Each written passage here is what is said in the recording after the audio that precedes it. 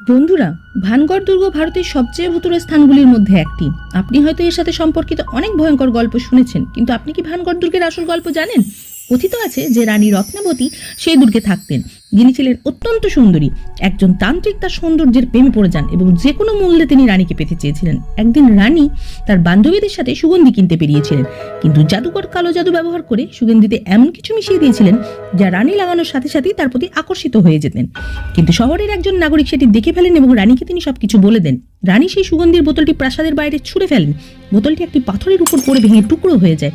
কালো জাদুর কারণে পাথরটি তান্ত্রিকের প্রতি আকৃষ্ট হয়ে তাকে পিষে দেয় এবং সেখানেই তান্ত্রিক মারা যায়।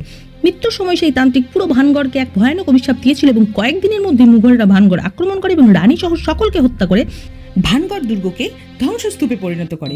বন্ধুরা, এরকম রোমাঞ্চকর গল্প শুনতে রহস্যপট চ্যানেলটিকে সাবস্ক্রাইব করতে ভুলবে না কিন্তু। দেখা হচ্ছে পরের ভিডিওতে। ধন্যবাদ।